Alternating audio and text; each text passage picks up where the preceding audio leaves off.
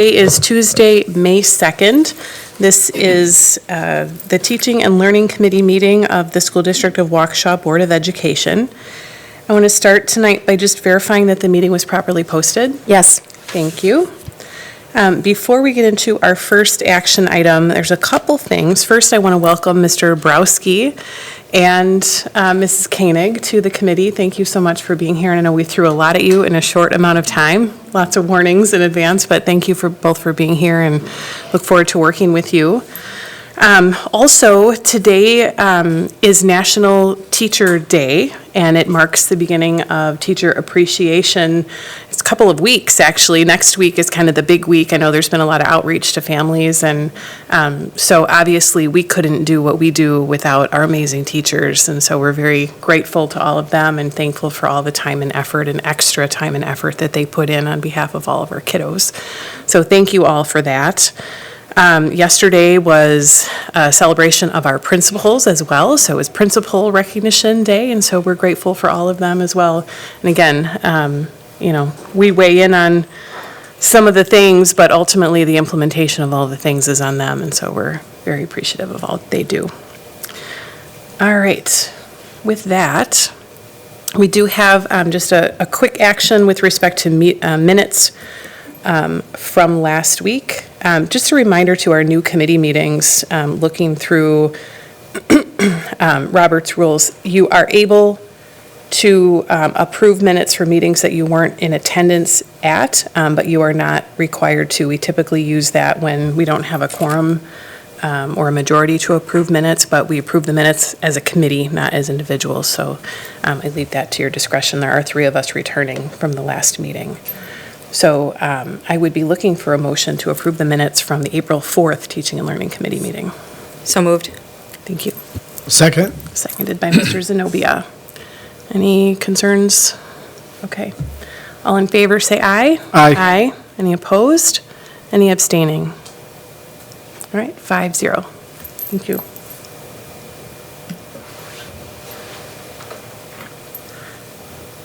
All right. Bear with me while I get used to the new format here. Next item on the agenda is an opportunity for public comment. I understand that we do not have any citizens signed up to speak tonight. Correct. Thank you. All right. And then overnight field trip requests. Mrs. Landish. Yes, thank you, Dr. Piasek. So we have 2 requests in front of you today. One is national advancement, if you will. So the South High School proposal is for HOSA. I think 2 seniors met and competed and therefore are advancing to nationals. So we're looking to have you approve this trip. It would be after they graduate in the summer, just how it rolls out. And this is kind of a unique situation in that either one or both of their parents plan to attend with them. So as part of a national competition process, just to remind you, the district does reimburse the students 50% because it is a national competition of which they're involved. So that's the first proposal. The second overnight trip request, and I do not have a chaperone here because the teacher actually had a summer commitment during the time of nationals. You know, it's always hard to kind of play that float, I would say, with if kids advance or not. And so the teacher is not going to be chaperoning. It would just be the parents with these 2 students. So I'll certainly take questions on that as you have them. And then the Horning Middle School, pretty traditional post-8th grade trip. I have Mr. Riley here to answer any questions. Again, this would be, the HOSA advancement is this June coming up, whereas the Horning DC post-8th grade trip is again in 2024 for that June trip, for the post-8th grade trip. So Mr. Riley's here to answer any questions about that specifically, and we can take them both as presented if you'd like, or separate them however you'd like as well. I have one question about the middle school trip. It may just be a general one, but you're welcome to come up. Thank you for being here tonight. Yeah, no problem. Do all of the middle schools approach the DC trips independently, or is there coordination? Do we know? Because we I had, really don't know. I know in the past there has been other middle schools that have offered the trip, and I think it's just hard to find people that are willing to put in the time and, to take off some of their tough summer to do it. So I think that kind of just fell off. I know Horning's been doing it for like 20 plus years. I really don't know how consistent the other schools have been. I know in the past we've gone with STEM before, and so I don't know if I can really yeah, answer. and I didn't mean to put you on the spot, I was just curious, because I know we approved the Butler one a few months ago, and I wasn't sure if there was any intended or unintended coordination, but it's just a curiosity. Yeah, we used to communicate, and I used to work with Ann over at STEM, but I haven't heard, I don't even know who's doing the Butler one, so no communication this time around, yeah. It might be something to look into, right, as we continue to systematize and have consistent opportunities for students across the system. It's something that we can sure look into, so I made a note of that. See if in the future, maybe we can get them all together and talk about what that might look like. Yeah. I didn't have a chance to go back and look at the Butler one. The price, to me, seems like it was about the same, comparable for the trips, and the chaperone to student ratio to be about the same, so that's all I really wanted to know. Anything else on the field trips? We can take these together. I'd be looking for a motion to approve both field trips. I'll make a motion to approve Both field trips? both field trips. Thank you. Is there a second? Second. Thank you. Ms. Koenig. Any further discussion? All in favor, say aye. Aye. Any opposed? Any abstain? Okay, 5-0. Thank you.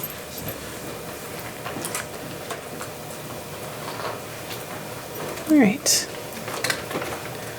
So we are moving into our content areas, and tonight we have lots of actions in front of us. And so we will begin with the middle school ELA. We have Tiara Rogers, Nancy Ronke. Thank you. Perfect, yeah. Hi, welcome. I know you've been working hard on this.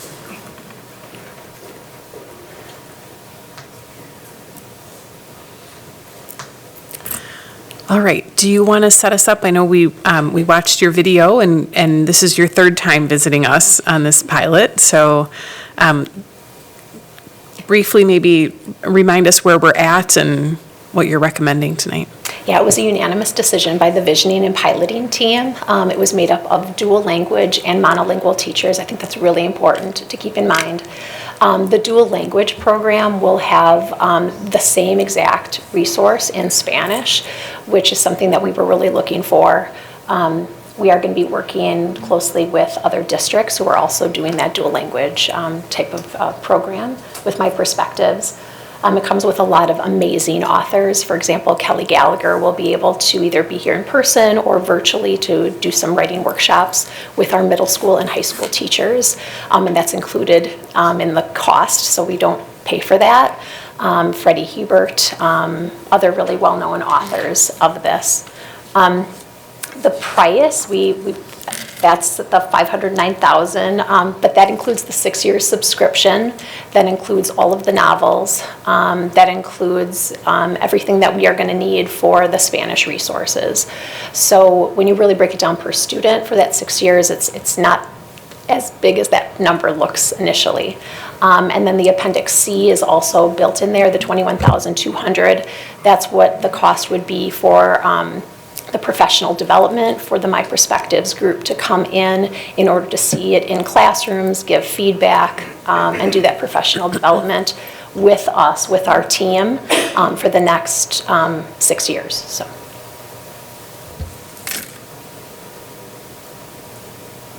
Who would like to start with questions? I have a quick one. I was just looking at the cost breakdown, and I wanted to clarify.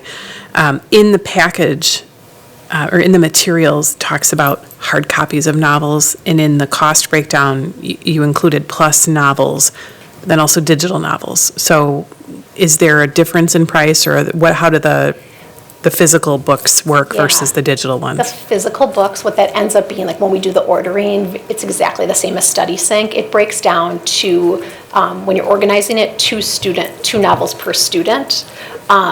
So then if you have, like for high school, if you have so many thousands of students, you just multiply that and to figure out how many novels. So it's a very robust number that we are able to purchase for the novels.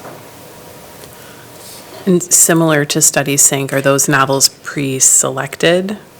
They are, yes, they'll be selected for that unit of study. Correct. Okay. So that'd be the work that the teachers will engage in this summer. Okay. So similar to what we did this past summer with high school. Mrs. Kozlowski. Thanks. I just want to follow up on Dr. Piasek's. We just approved a similar piece, right, like the syllabus that listed supplemental materials in the book, so we can expect that that would be forthcoming as well as part of this. Absolutely. Okay. Yep. And the last question that I had, which I will ask on every curriculum that we are rolling out, is professional development. I know that this schedule is robust, and I know that it doesn't apply across the board to all of our staff, but that still was one of the pieces of feedback on teacher surveys, that the amount of PD days are extensive. And as we roll out the new curriculum, I understand the need for it, right? So we want them trained. I love having tools in their hands to be able to teach. But my question still is going to be, is this too much? Or, where is that balance to make sure that they don't feel the burden as well? I love what we're doing. I agree with everything but even I think in further one of the curriculum days, it was like 56 days over the course of X amount of years, right? I mean, when I look at that and I'm, thinking about their time, are we being wise with all of the pieces that we're doing? So what I just projected was as an overview of our professional development plan. Yep. So we've been very intentional to utilize the time that's already built into teacher schedules instead of adding additional time to that. So because we are hopefully being approved tonight, we can start earlier than we were able to do with our high school group.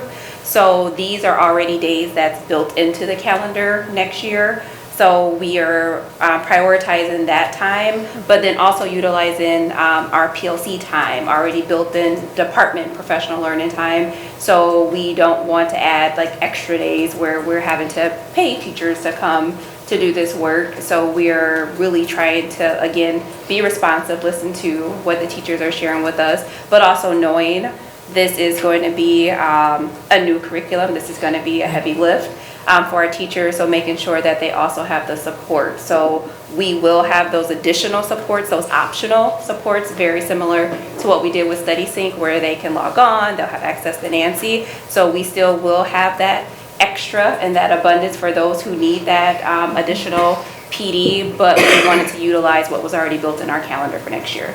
Okay, and how does that then relate, right? I think big picture. So there's PD days that are built in, there's only so many of them, and there's a lot of new curriculum that we're doing, and then there's other value-added time for PD. I'm just wanting to make sure that we are aware, cautious, and building that in as we look at it. Like I did at one point ask if I can have a full schedule, and I know that was daunting just because I did. And I get that. I think I'm kind of killing this point. I just want to be respectful of their time. So thank you. Thank you. Mrs. Koenig. Thank you. I just have a question. I love that you already built in within the year, times for this. And then I think you mentioned some PLC times and different times within the building. Will it be clear to, administration that this time is honored for that purpose? Because, one of the beauties of coming from the classroom not long ago is I do remember that we had these days built in. However, suddenly other agenda items would creep in, and before you know it, we're down to 30 minutes versus 50 minutes or, so I guess, will this be a priority, moving forward within the buildings, that time is to be honored for what you have it, laid out to be? Yeah, Yes. my goal, sorry. No, I just, I'll let Nancy say, but I'm thrilled that it is a lot different than when you were here. We are so tight, thanks to Rachel and Tiara's leadership and Nancy at the secondary level. The principals have a very clear format about what happens when, and they know that the curricular design process is number one, and it's the number one thing that we need to do for kids. So I'm just so excited about it. That's why I burst into the microphone to say that. It was So. beautifully said. That's awesome. I'm glad to hear that. That's great. Well, and part of my job is when I sit in those professional learning communities, I listen for, okay, who would appreciate a coaching cycle? And then I'm able to co-plan and co-teach with them right after that PLC. So I think of those coaching cycles as PD on wheels is really what it is. And then that goes back into the next PLC, so then the teacher's able to share out what happened.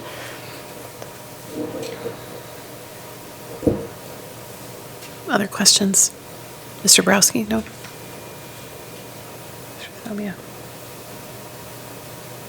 Anything else? Mrs. Kozlowski? Make a motion to approve the adoption of my perspectives at the middle school level as recommended and reviewed. I second that. Seconded by Mrs. Koenig. Thank you. Any further discussion? All right. All in favor, say aye. Aye. Any opposed? Abstaining? Nope. 5-0. Nice work. Thank you so for your much. support. Congrats. Our teachers will be so excited. Yes. Thank you for all of your hard work, too. Very nice. All right, one stack of books down. I don't have any books. We appreciate you. Thank you. I have extras. All right.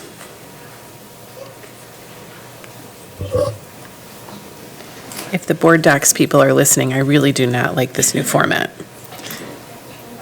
Next on the agenda is math. So we will start with request for final approval of the elementary mathematics resource, which is iReady. So Correct. do you want to kick us off? Rose Palmer and I are here tonight seeking approval for our 12 elementary schools, kindergarten through 5th grade in monolingual and dual, of the iReady resource, with Hatfield additionally being able to keep the number corners for bridges as an additional universal layer of support at Hatfield. Questions? Who wants to start?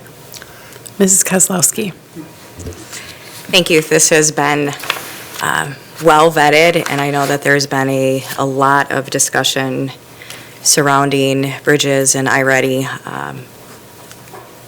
I think it's great. I think the last time that we were here, right, we really heard a lot of positive momentum specifically about dual language. And that was the piece that I was really saying for, okay, the mono language, and then we talked about Hatfield. And I think that iReady is the well-respected choice. And I do want to add that I received a little reminder from our district on the goal that we're all here, which is to meet every child where they're at and to not underestimate that we expect all of our children to achieve high standards, and they can do it. We know they can do it. And that was a piece that was really a little bit for me to remember what we're doing, why we're doing. And specifically as we were talking about Hatfield and seeing the success that they've had. Absolutely. Knowing that 2 years ago, we didn't have anything, right? So the guides for the teachers to be able to supplement, and I expect that the staff will still be able to fully embrace and that we will still see the same success. So that more of a tidbit, but I got a nice reminder that we can do hard things, and that was a really good thing to hear. I've spent a lot of time with the resource. It's engaging, it's flexible, it adds efficiency to the classroom so that the teachers can be present with the students. There's so many positives about it. I've seen the numbers corner as well. I understand why teachers, families, and students like that. I think that's a best practice. I know at one time we talked about considering possibly extending that even beyond Hatfield. Is that something still Not considered, or? currently, Bridges typically wants you to do The whole thing, together, yeah. so Yeah. and looking at Hatfield's needs as well, and wanting to make sure that we are increasing at the universal level versus intervention level. We think it's a really great fit. The teachers have been very successful with that, and have spoken that they really want to keep that. So I think that that could be a win-win. Yeah, I think that will also bring some familiarity for the students as they come into next year and transition into the new program, so I think that's a positive. I think with the iReady program, obviously, we're investing a lot in this program, a lot. Although I appreciate that Ms. Yao broke it down to the day. I was like, per day. Yep. At the end of the day, you know, the value add, I'm excited to have more of the hands-on. I think the more, the iPad, obviously, the technology becomes an additional resource, but it's not the primary resource. There's just so many positives to this. And then at a district level, you know, every student in the district is receiving the same high-quality resource regardless of where they go to school. It makes our teachers, you know, able to move between schools. Also, I think it makes it easier for subs. There's a familiarity to this that seems to make sense to me, so. And it puts us all in one resource as well. It puts us in the iReady, which would replace MAP for math. It allows us to replace Dreambox and Matific, and then, of course, having a universal curriculum as well. So, right, when you look at the overall cost, it is big, but it's kind of three things in one. And so when you look at that, the cost of what we had for all these other pieces, it's very much in the same ballpark. There's some cost savings and some cost avoidance Correct. with this, too. I think the other part about going with the one program for all of it, you know, we were talking earlier for literacy about teacher capacity. And I think going to one resource, having everything connected, not having to learn this program and that program and this program, it's all in one. I think that's going to be one of the things that teachers have asked me, well, what do you think? And I'm like, I think teachers are going to love it because of everything's in one spot. And they're going to be able to find the things easily and then really focus in on the instruction. Mr. Borowski. Just to coattail your comments about cost, so congratulations on making a nearly $1.2 million investment sound really cheap at 27 cents per day per student. But along those lines, I mean, it sounds like a good value. There's some things in there, the no shipping costs, the 6 years, 6 years for 5, that kind of stuff. I would just like to hear what your comments on, is this a good value for the resources we're getting? Or is it, you know, hey, we're paying top dollar, but we think it's worth it, somewhere in between? I mean, don't use my words, use your words. Just want to hear your thoughts on the value of the resource. I think it's very high value. The engagement of the students when they were taking the assessment. Kids wanted to continue to take the assessment. We don't hear that when they're taking the MAP assessment. They liked it, that naturally fit some of their needs too. There were some natural brain breaks built in to the testing. So I think that value of hearing from our students while they were taking the assessment, they thought that was very engaging, was a really big piece. When we looked through the resources and continue to look through them for the parent aspect, we feel it's really top-notch with the opportunities that there are for families from their website. And then also there's weekly lessons that go home for families on what to engage. And that's one thing that we hear when we're talking with our families, from it be the curriculum council or my Title I parents. They want to know how to support. And so being able to have things come home that walk them through what are the materials, you know, how can you go about this? I think that's a really another high value that our families say that they want in our system that this can provide. I was going to say, and I think when we looked at, when we started with Bridges and iReady, we asked them both to give us their cost estimate. And I think when you look at purchasing Dreambox, Matific, Bridges, and MAP, it's very comparable. So I think we are getting a quality program in one spot for the amount of money that it is. Yeah. Mr. Borowski, I also want to add, the dual language piece cannot be underestimated. Yeah. I think we have completely taxed our dual language teachers over the years here in an unnecessary and unfair way. And so I'm just thrilled that, for that in and of itself is a Yeah, I would say that consideration. it seemed to be a key Yeah, plus it for it. was absolutely the language. It's not just through Google Translate. It is authentically, and what we heard from our dual language teachers and the appreciation for that and the load that will help with them. It's not that they don't have the expertise and knowledge to be able to do that, but, I mean, the workload is more than double for them when they don't have that. Sure.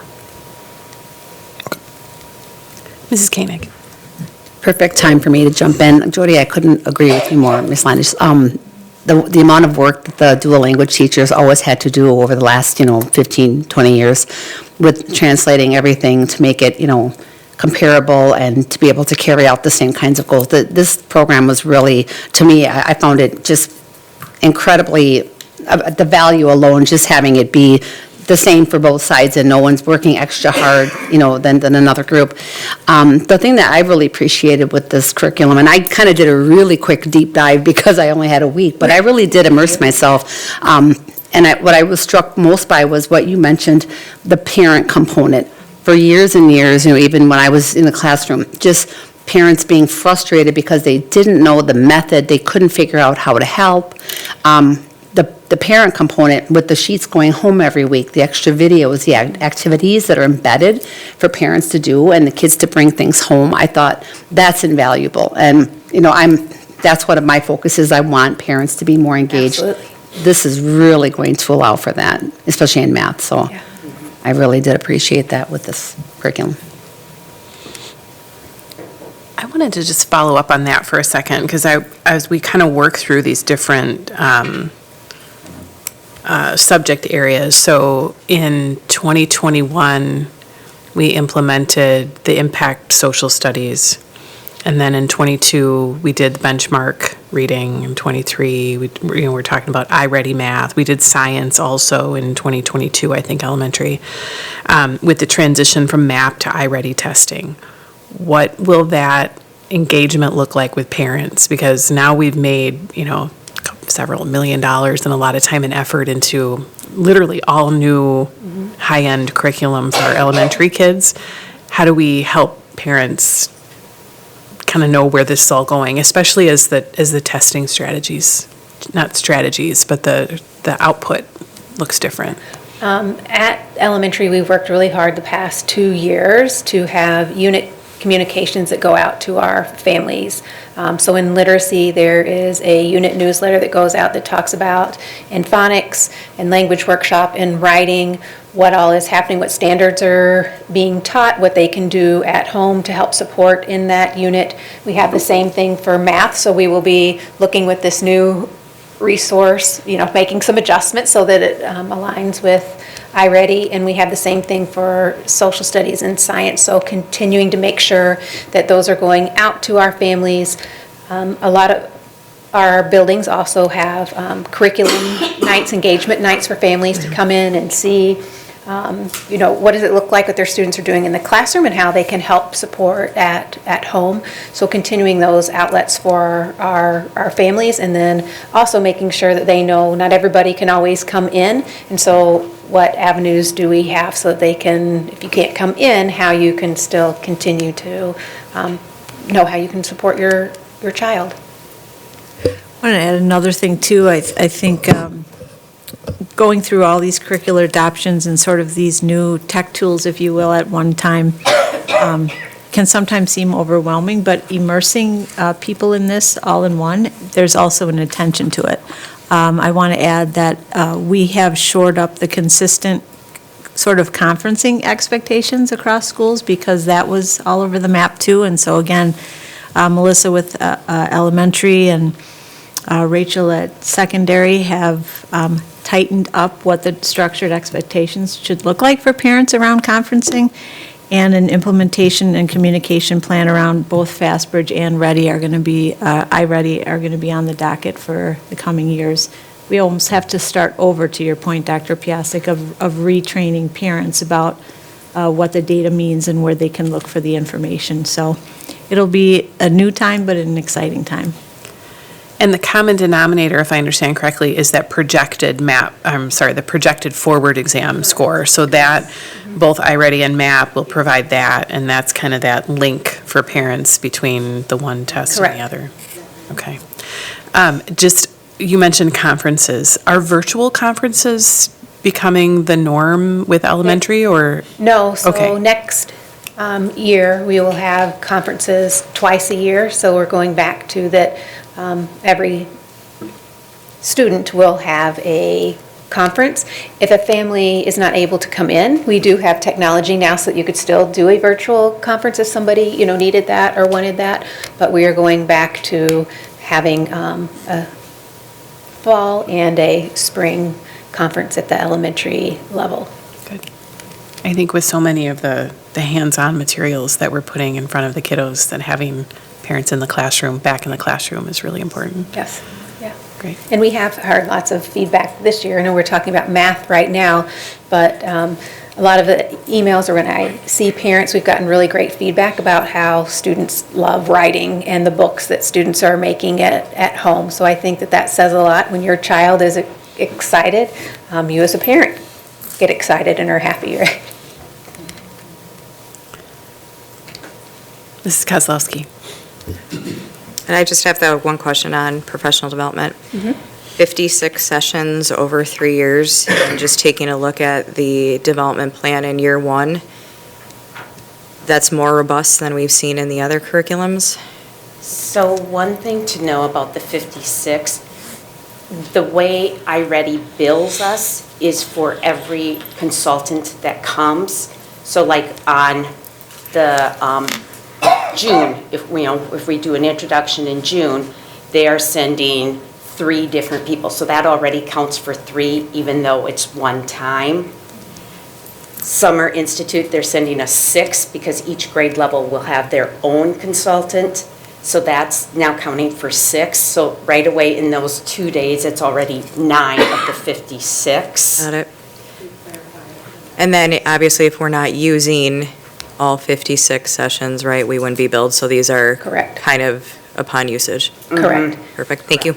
And in the June offering, what we're wanting to take advantage of, because we heard such great feedback from our teachers, is having an early adopter. You've got people who are really excited or want to get going, so we would offer a pay time in June that they could come to that session, and then when we have it at Summer Institute, if they took it that summer, that would be planning time for them to dig in for that time. So having those options for people.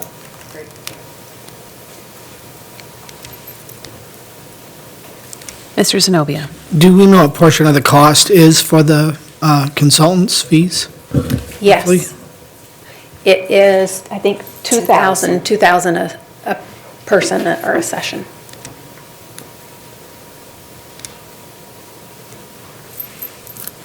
Anything else?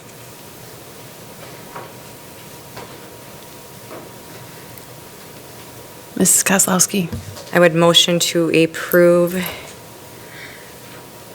the professional, or the curriculum, I'm drawing a blank because now on my screen. iReady. iReady, sorry, as presented. Seconded by Mr. Zenobia. Thank you. Can I just ask a detail to your motion, please? Could that also include the implementation of the number corners for Hadfield? So my understanding is that is already implemented. It is. Right, so I didn't see that as a new You don't curriculum need to- okay. carrying forward. I did think about that. Okay, just want to make sure. But since the it's already board in is- place, we're not removing it. Okay. I don't think we need a Perfect. I mean, it was separate a piece to pilot. address that, do We we? just make a clarification of though. implementation of iReady with, With the continuation of Hadfield numbers corners will remain. do you want to withdraw your motion and put a new one out? Sure. You're welcome. I'm withdrawing my first motion. My new motion is I'm making a motion to approve the math curricular resource of iReady including the continuation of numbers corners for the Hatfield School. Thank you. Seconded again by Mr. Zenobia. Any further discussion? All right, all in favor, say aye. Aye. Any opposed or abstaining? Passes 5-0. Thank you. We'll look forward to Congratulations. bringing you updates. Second stack of books down. Thank you so much for all of your hard work as well. Thank you. Thank you. All right. Still in math, we are moving on to middle school math resource. Welcome. Mrs. Herman. Got up all my stuff.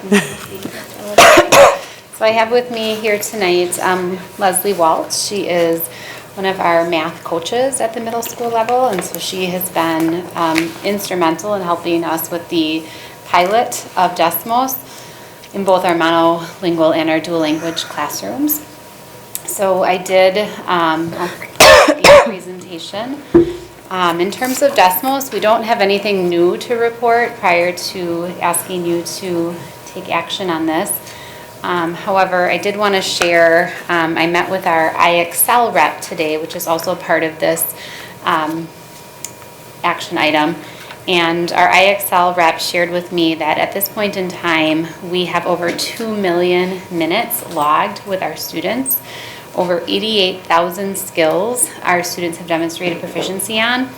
And in all of our schools who are using the tool, we are at an 85% teacher engagement ratio, which she has said in all of the schools she has worked with, like this is like blowing the numbers off the charts.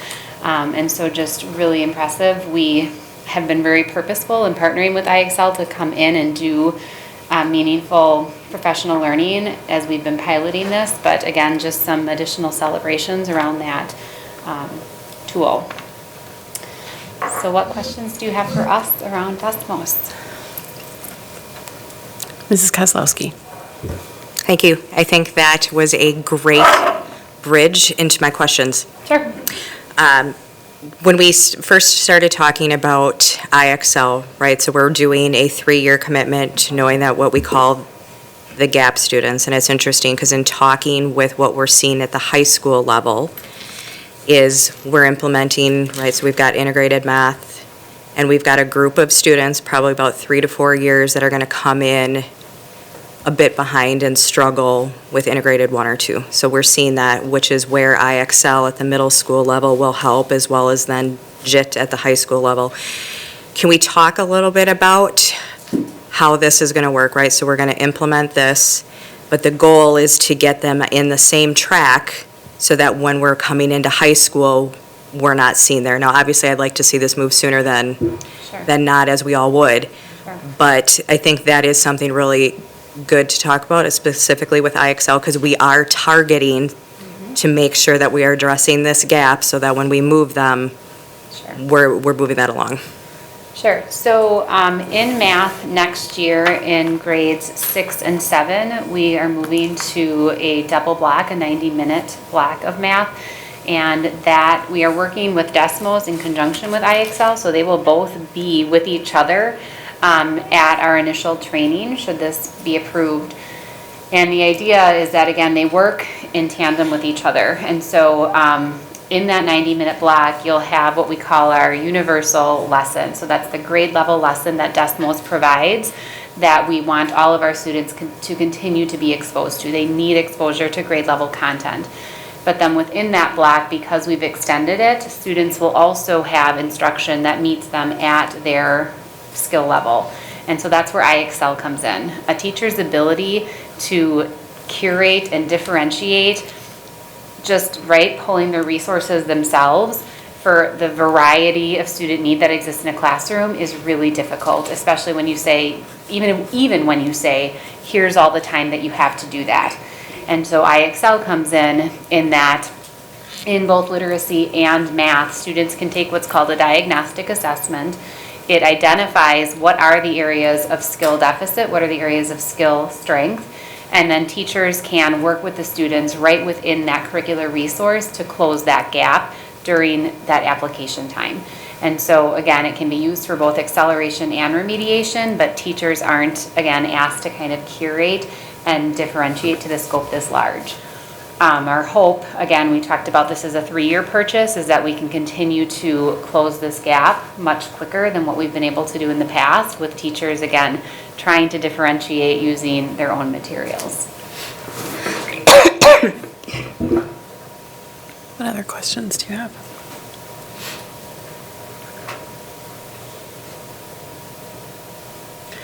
Just a clarification on the differentiation for students who are accelerated. So I understand kind of the catch-up or the filling in some of the holes where there might be skill gaps.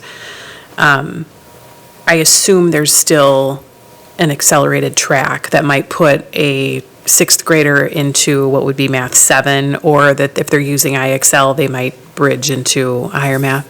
Yes, so we still have our accelerated pathway. The difference is that we would be switching right now. Our accelerated pathway takes a 2 years and kind of squishes it into one. What Desmos does in their curriculum is it takes the accelerated pathway and divides that accelerated year into 2. So students still land in the same place with their acceleration, but we still will have an accelerated pathway for students. And really the acceleration, if they're not on this accelerated pathway, really looks like, right, like I've mastered this skill perhaps in this unit and I want to move forward with it. We're not looking at using it for a student who's like truly, right, like I'm ready to move into an integrated class. That's not what we're looking at using it for at this point in time. So if I understand the way you presented that Desmos actually handles that situation. There's not a need for IXL necessarily to solve that. So where does IXL come in? Because that was one of the things you mentioned as far as differentiation for students who are advanced. Yep. It looks like Desmos kind of has a path for them. Where does IXL come in? For those specific, again, classes, this is the pathway that Desmos recommends. But again, even with our students who accelerate, they might hit a particular unit of study or a particular skill band and say, I'm moving at a faster pace, I'm ready to be introduced to content for the next unit. And because IXL pairs, if you remember, I showed you that in the last, it pairs directly to those lessons, a student could work ahead on IXL, they could be supported for that accelerated pathway in those classes as well. And That makes every sense. student, we are going to give every student an account because again, the platform, we can develop individualized forward skill plans for students. So again, even though a student might not need it for remediation, it just has so much capability for what we're trying to do here around our achievement gap. Yeah, I'm very excited to see us going back to IXL. Yeah, our principals are ecstatic. I think one of the biggest tells is from a district level, we have really said to our principals, you have to own, monitor, really own the plan around IXL. And the fact that we're seeing this amount of usage, this amount tells us like they want their hands on this data too. Because it's data that comes to them, right, so quickly. And so it's actionable. It's good. Great. Any other questions? Doesn't look like it. Mrs. Kozlowski. I motion to approve the adoption of Desmos and IXL at the middle school level. Second. Seconded by Mr. Zenobia. Any further discussion? All right. All in favor, say aye. Aye. Any opposed? Any abstaining? All right, passes 5-0. Congratulations. Thank you. No worries. Thank you for all of that. Leslie has been instrumental, so her sheer presence here makes There you go. All I did here was cough. Yes. Thanks, Leslie. Much appreciated. Thank you. All right, we are moving into our social studies content area, and we're going to start with AP World History, where there's a request for an approval for a new AP History textbook. So, discussion. Oh, sorry, this is not an action. Correct. right, so I have with me here tonight, this is Court Knutson. I know in the presentation it said Court Hagen. She will always be Court Hagen to me, and she's actually married to a former co-teacher of mine, so like it's all a small world. But she'll still be Court Hagen to me eventually, maybe by the time I retire. I'm used to it. It'll be Court Knutson. So Court is one of our AP World History teachers at Waukesha West, and she has been teaching AP World History for This is my 8th year. 8th year. So she is definitely the content expert when it comes to AP World History and has been a part of the pilot process. And so again, this is a discussion item tonight.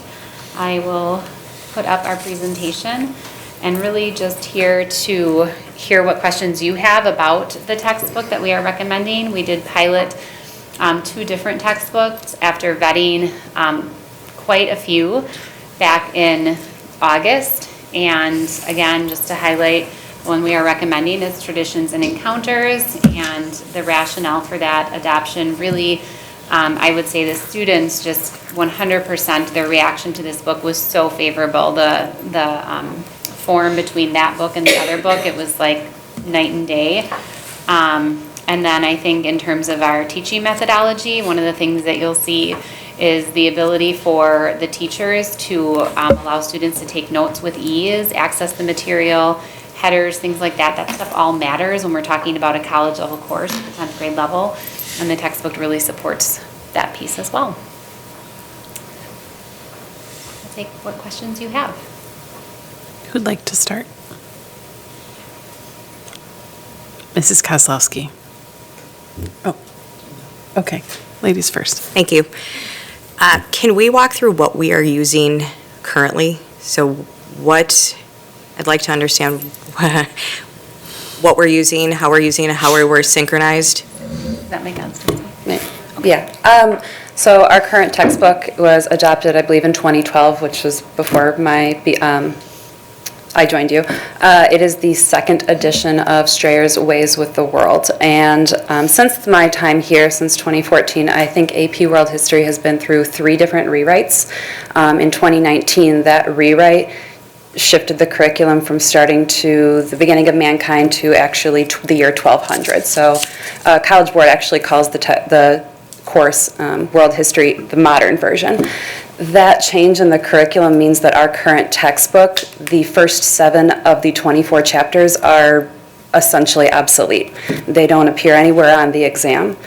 So we have an issue of textbooks that are not only outdated because they're 11 years old, but 1/3 of the content that students have access to does not actually serve them for the course or the exam. Additionally, I would add that if you see the actual condition of the textbook, it's pretty bad. There's a lot of tape. A lot of tape.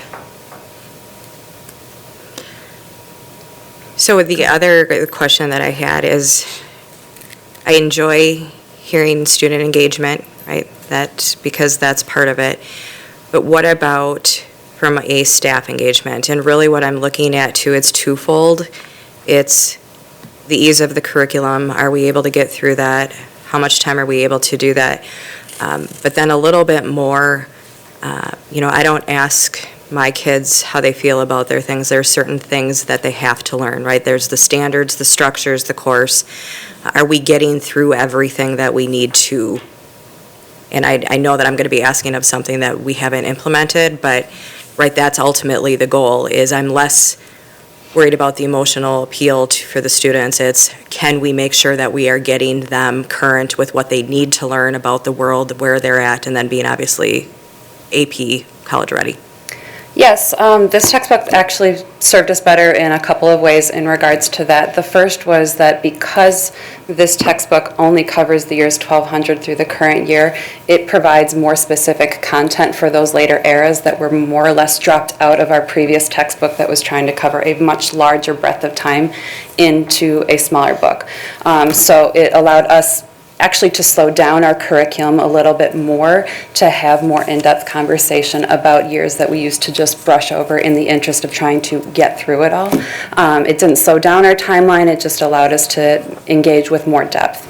This textbook also comes with an online source that benefits both students and teachers. It provides, I believe they call it the Smart Book, where students can interact more as they take notes. I know that Rachel mentioned that it allows for deeper annotations and it allows the audiobooks, but it also provides students with multiple choice and short answer questions that they can engage with as they take notes.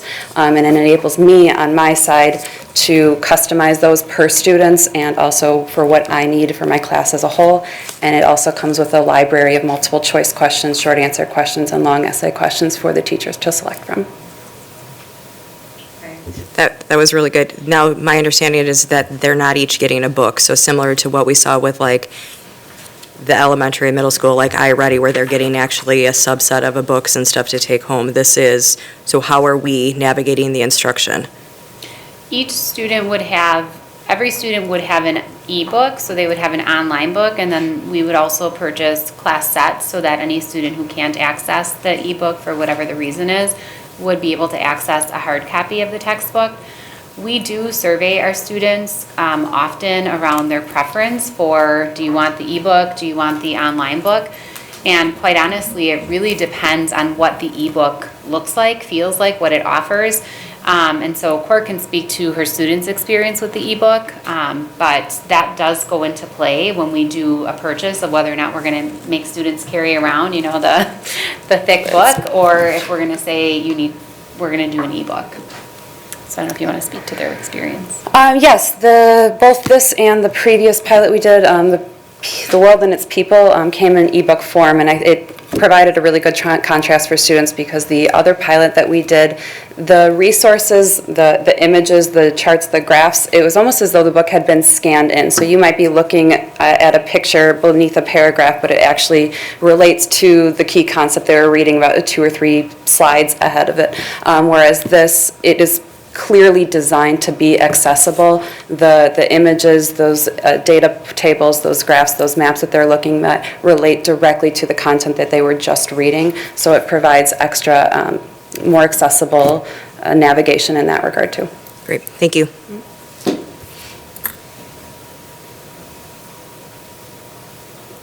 Mr. Zenobia. One thing to clarify, so this text will focus from 1200 AD forward, is that what I heard? Correct. It provides context. It provides themes that existed in the centuries leading up to that, so that students can situate themselves historically and culturally in the various regions, but it speaks most directly to the historical events from 1200 forward. Okay. And our previous curriculum was before that? Yes, started with the beginning of mankind, the first 7 Okay. chapters. Mhm. Okay. Question I had was on, excuse me, the sections that are being covered by each high school. It said 2 to 3 sections at north, 4 to 5 sections at west and south. So I was just trying to clarify is there more material being covered at west and south, or no? No, those are just the number of sections of students, like the number of sections. Oh, like I'm the sorry, courses okay. that run at each of our schools. Gotcha. Those are not Okay. sections of like material. Gotcha. So if I'm looking at this big book, what generally are the areas that you're going to cover over the course of a year, roughly? I mean, I know you're going to cover a lot of it, but you're not going to cover the whole book, probably. That's the goal. Maybe. That's the goal. Yeah, so we used this textbook for about a month, and in that time period, we covered 4 chapters of the 26, so we move at a very rapid pace. So I am confident that we'll be able to get through it. In terms of like the actual content material, year 1200 for them starts with the post-classical, and then early modern, and into what's considered the contemporary era. Okay. One of the things I can make sure to send you in between now and the action item is we so all of the teachers follow the AP course framework that lists, like, here's all of the things that you need to make sure that you're addressing within the teaching of your course. And so when the teachers are vetting materials, the first thing they look at is, here's what AP says we need to teach, and they're looking at the table of contents going, okay, chapter 1, yep, that aligns. So this book, again, to Court's point, has it's a complete alignment of everything that AP says and everything that they need to cover. So even though it's thick, I think of my own child's AP teacher who told them, read the book cover to cover, and wasn't thrilled about that, but the goal is to get through most of it. Okay. Thank you. I think just from a parent's perspective, the preparation for the AP World History test has been the beast of all AP exams. Like, I mean, it tops physics and some of the other ones in our house. And I think the alignment to those testing standards, the sample tests, the practice context, just really understanding what that's all going to look like. My impression, and I want to thank Mrs. Landish for giving me a little bit of the history on some of that, the AP test scores. It's not at the end of the day always about the scores, but when I see kind of that flatness and how it's been with the resource that we have, I suspect that a lot of that has to do with the students' readiness and familiarity with the types of questions and the presentation of those questions and those themes and topics being aligned. And so I feel good about having an updated resource, having the digital resources that we have in all of the practice content. I don't particularly have any concerns with the text itself. It's a heavy read, but that's world history. So I think just the context of all of it and how it's presented is probably what's going to make it more palatable to most students. To your point, any AP teacher will tell you that to try and write their own AP sample test questions is one of the most daunting tasks. And so to have a resource that does that for you, to your point, in preparation for that AP exam, I don't want to speak for you, but like it's a gold mine. It's huge. Yes, and to echo what Rachel was saying previously, freeing up that time so that we can focus more on meeting students where they're at, whether this is their second, third, or first AP class, I think will do us a great service.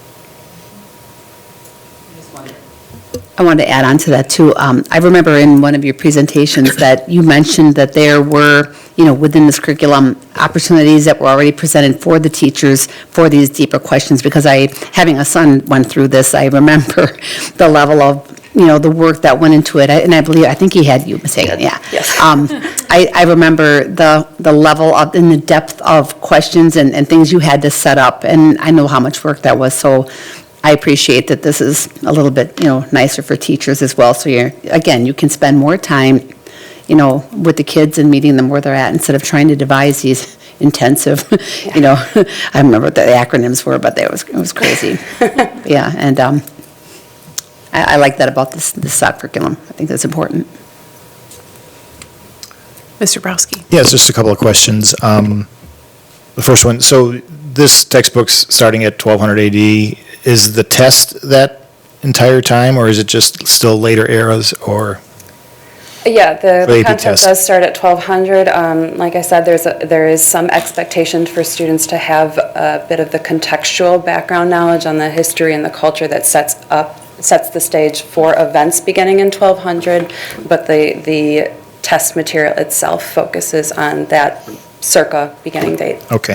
And then next question, I guess more big picture, for this resource, really for the AP government text that we're going to talk about next, is there any data that we could have access to that using a certain text is improving, test scores or measurements in a group of students? To Dr. Piasek's point, it's not all about test scores, but it is about learning, and that's how we measure learning primarily. So Using one textbook over another, or? right, when the change happens, I don't know if other schools, districts, if we have access to that, or within our own district, I guess it's a two-part question. So is it available, number one? Secondly, is that something we would even consider comparing ourselves just within our district? Yeah, so we most certainly monitor our own AP scores internally, and so to your point, having a book that is coming in new versus using one that has been antiquated, we most certainly will monitor those scores to see if we see an improvement. In terms of comparing ourselves to other districts who use different textbooks or similar textbooks, AP World, the reason you didn't see a textbook comparison like we normally do is that when we did talk about that in neighboring districts, it was all across the board. Elmbrook does use this book, but a lot of districts actually offer AP European history, and so we were struggling to get like a solid sample. But that is something that we can look at doing, is to see if, districts who use other books have what their AP scores look like. We haven't done that in the past, but it's something that we can most certainly look into. Yeah, and to clarify, I don't necessarily mean, on the first part of my question, comparing our district to theirs, but just within their own district, has there been, Yeah. any kind of improvement? So, all right. Yeah, we definitely keep track of our own Sure. trends for Okay. every That's single good. AP course. Anything else? What are we looking at for timeline?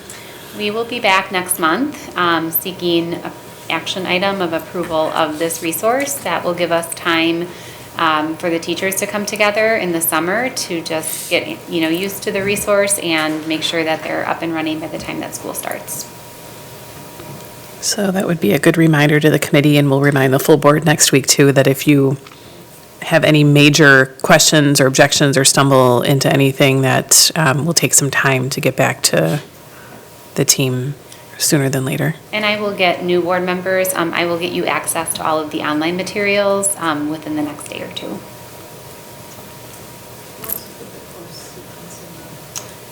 I'll also include in your board packet the AP World course sequence. You can see that too. Great. All right. Thank you. Thanks for being here. Thanks, appreciate it. Mr. Zenobia, Court's classroom's always open if you want to join her. She's a brilliant teacher, so feel free. Go over and engage. AP Gov is next. Okay. All right. And moving on, our next discussion is AP Government textbook. And we have, is it Gavelinger? Gavelingers, thank you. Sorry. No, it's- Joining us from North. Yes. Welcome. You want to get us started? Yep.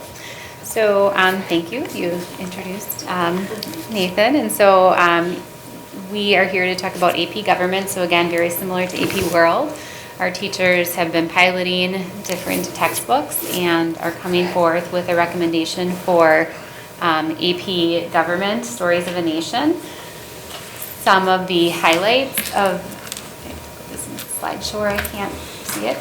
Some of the highlights of this textbook that the teachers have identified is, again, student feedback around this textbook just completely hands down outperformed the other textbook that was piloted. One of the things I talked about in my presentation was in one of the classrooms, the teacher invited me in because she said, I want you to physically hear the reaction when I say take out your textbooks. And the student said, are we using the good one that we like? And they were referencing this one. So just notably visible student feedback that was favorable to this. The other really favorable piece to this resource is that it comes with a supplemental book that contains all of the required Supreme Court cases that the teachers are required to address in the AP course framework. Additionally, very similar to what Court talked to you about, the resource comes already populated with test questions, test banks, free response questions that emulate what students are going to see on the AP exam, so teachers don't have to curate those materials themselves. So they've been continuing the pilot, and it's been going really well, and we're here to answer whatever questions that you might have regarding the resource. Would like to start. Mrs. Kozlowski. Thank you. Ms. Herman, when we started talking about history, there was a point where we didn't have a AP history book, and we were talking possibly about using the regular U.S. history book. This was it last summer. Human We're geography. thinking for Human- human okay. geography. Yes, Thank you. yes. So what are we using right now? For regular government, Yes. we do not have a textbook. Teachers curate their own materials. Next year, regular government as well as regular econ are on the docket for curricular review, but we have historically, not in my time in the district, had a curricular resource to support those semester-long courses. Okay. So it's a good comparison when we talk about reviewing the book for world history versus American history. The rigor and the depth that was done in world history is significantly different in this book. I felt like I was reading a Cliff Notes editorial version, and it moved over things very, very fast. If these are the expectations of AP, I wanted more. I wanted more in-depth, and I get the amount of coverage, but I struggled with the brevity of it, and I wanted more. Like, I want them to dig into more of where we were taking a look, and I think in the American Democracy book had much more of a rigor to it and in-depth into, the Founding Fathers, the Constitution, how this country was founded, all of the pieces to this, where this one, and I struggled with it. And I struggled with just how brief it went over, and I will also say that the bias in this one was pretty loud.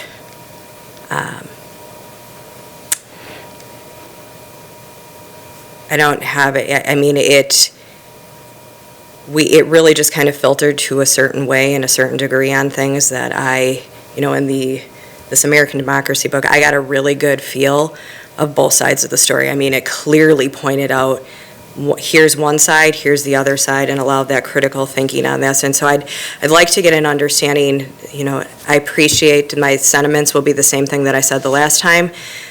The student engagement is critical, but we have an obligation to make sure that our students are learning the full depth and detail of the history of our country and everything that goes through that. And I just did not pick that up in this. Thank you for sharing that. Do you want to say Sure. anything? Otherwise, Yeah, I'll absolutely. first. I mean, for me, this is an AP Government and Politics course. I mean, the first unit covers historical foundations, but a lot of it, as far as the historical context, really falls on AP US History. And if you look up there, it says there's 9 required foundational documents where we get an opportunity to really dig into the history of our country. So we look at the Declaration of Independence and the events surrounding that. That's our first foundational document. Then we look at the failures of the Articles of Confederation. So we're hitting history right there immediately after. Our victory against the British in the Revolutionary War, and then you look at the Constitution. All 3 of those are foundational documents early on that have some historical context that we add to it as we go through those foundational documents. So I feel like, historically speaking, prior knowledge coupled with how we cover those early documents in the first unit, I feel like they cover history quite well. Okay. So from a curriculum standpoint, how much of this is being curated versus being given as we're going through this, right? So the assumption is that the foundation is built, a solid foundation is Yes. set for the kids that are coming in. So then we can platform and leverage off of that. How does that curriculum then align to ensure that they're caught up and moving on and where we're going? And it gets back into a syllabi, which we're not at that point yet. Right.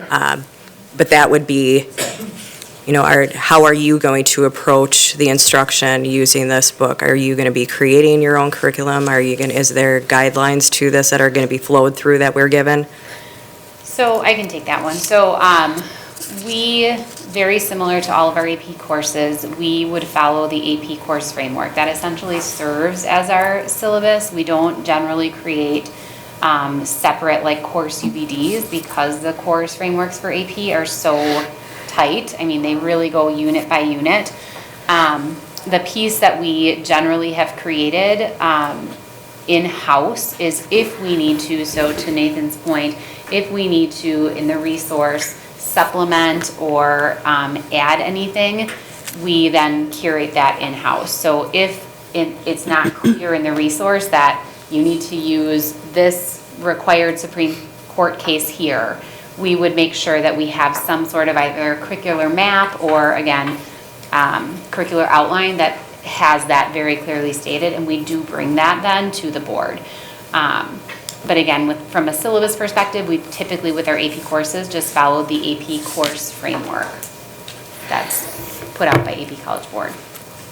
Okay, so it leaves openings for actually implementation and instruction, whereas, and the reason I'm asking it more specifically is like when we take a look at some of the other curriculum that we're pulling out, right, it's consistent across classrooms, it's consistent across teachers, and in this case, I would say that there's going to be variation.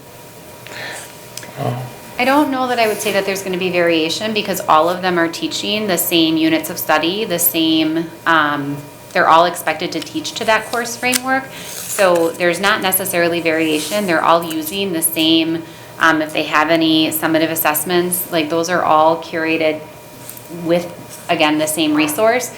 So there's not typically variation. Where you might see some variation is in the daily, lesson activities that teachers implement. But in terms of the course content, you're not going to see variation. Got it. That will look the same across the board. Okay, good, thank you. Mr. Zenobia? So I had a question, something that you had brought up about the AP History course and the foundation that's being built coming into this course. Yes. So what book do we use for AP History? Is it similar to one of these? Is it same authors? Is it same publisher? U.S. history? I'm sorry, U.S. History, the AP U.S. History. Yeah, I know that's an older textbook too, just talking to our AP US History teacher at North. It was like 2014 maybe. It's called Give Me Liberty. The author is Eric Foner, and the publisher, I don't believe the publisher is Cengage, but I can look that up. That was AP US History, and this is in your executive summary as well. I linked what's called our Social Studies Matrix, so it has all of the textbooks that we use for all of our courses. AP US History is up for renewal in 2025, so that's when we'll be looking at purchasing a new book for that course. But to Nathan's point, what we see in a lot of districts, a lot of our neighboring districts, they, as you know, many of them are on a block schedule. They will partner and put students who are in AP US History one semester, and the very next semester you take AP Government. And it's generally like 2-for-1. Because the courses are so tightly aligned. So many of our students who are taking AP US History are also going in then to AP Government. It's generally students who are very prone and interested in that content area. I did find, as Ms. Kozlowski had stated, that the books, I thought, had some areas that were very biased. And what I found most interesting about the 3 books that we looked at was how they kind of parrot the same topics throughout and how they use the same material. Being newer books, it was very interesting to look at how they all build the same narrative from the same examples. I guess my question would be, I know with AP books, we have to meet the standards, and there aren't as many, I guess, out there to choose from. But I guess my question would be, are there others we haven't looked at that we could? Because, and I would agree that the Democracy Now! Was presented more material. But just the handling of the Constitution in some of the beginning chapters, I thought was very telling of just how biased the books are. And I know we've got to meet the standards, but I was surprised how some things are presented.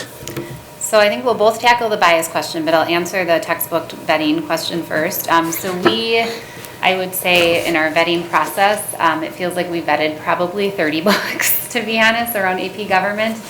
So AP Government rewrote its course in 2020, so that's when the revision came out. And so as you can imagine, with the pandemic then happening, a lot of districts are now, this coming year, moving to adoptions of their AP Government books. So our original vetting process, right, we look at, again, what is the course framework? What does AP recommend? So AP always puts out, like, here's our recommended list of textbooks to support the course. This is on the top of the list of what they recommend. So we vetted multiple books, all that aligned to the new framework. So that was like our first criteria. When we vet, the other thing that we do is always look at what are other high-performing schools using to achieve the results that they're getting. This is the most commonly used textbook to support AP Government. So I know I put that district comparison. I actually just recently heard back from Muskego. So again, a lot of districts are undergoing the curricular revision process for AP Gov. Muskego School District is also recommending this textbook. And so, or it's also using it. They finished their adoption. And so I think the hard part with the vetting process is that all of these vendors, right, like when I talk to McGraw-Hill, they all have a rationale, right? You guys have heard me use this comparison time and time again. We're not comparing a Maserati to a Ford Pinto. We're comparing, right, really small details in some of these textbooks. And so all of our curricular vendors say yes to everything, right? Like, well, at what point might you change this? Or since it's an ebook, could you look at changing this? Yes, sure. But at the end of the day, we feel like we have vetted high quality resources and presented the one that we think best is going to meet the needs of our students to achieve the highest results they can on that test. I think that when it comes to the bias, the piece, and again, I'll let Nathan then speak to this. So one is I go back to, these are our seniors who are most likely taking this course. We have some juniors, but mostly seniors. AP Government, the course framework itself, if you take a deep dive into that, is full of topics and content that is going to lead you to controversy. It's intended to be that way, right? Because we're sending our students out into the world that is going to require them to examine it with a critical lens. And so one of the things that we work with our teachers at length around is, how do you ensure that when you present students with content, with reading that might present bias, you ensure that you're presenting balanced perspectives. So if something, right, a unit, a topic needs to be supplemented, we ensure that we do that. But then two, we adhere to our controversial topics policy. And so I look at Ms. Kozlowski because she was recently in a classroom with me last week or the week before, where we watched a teacher, right, like have students engage in a debate around a very controversial topic. What do they think about the way that the policy is promoting or hurting this generation's wealth? Yeah, something about taxation, yeah. And the teacher just prompted. Never inserted his or her opinion, just prompted with questions. And so we work really hard with our teachers to ensure that when something could be considered controversial or when there is bias, your job is to teach students how to be critical consumers, how to think, how to navigate multiple perspectives. Because at the end of the day, when they leave us, they are going to be inundated with other people's agendas, right? I can't go on my social media feed and not see somebody trying to, right, like give me something that they want me to think. And so how are we preparing them to absorb that information? That's our teacher's job. It's not teaching them what to think, it's teaching them how to think. And we spend a lot of time talking about that. And I think if you came into any of our AP classrooms, especially our AP Government classrooms, you would see that firsthand, that these are kids who want to talk about hard ideas and complex topics because they see it all around them. And I'll let Nathan now chime in because he he's like, I have Post-its, I know what topics they're gonna say are biased and controversial. Yeah, so we have 5 units, and that's per the CED course and exam description that's put out by the College Board. So Say the, CED, they may not know. sorry, CED course and exam description, and that's really our syllabus. I mean, that's what West is following, that's what South is following, and that's what we're following at North. There are 5 units. I mentioned the first one, constitutional foundations. Second one, 3 branches of government. The third one, civil liberties and civil rights.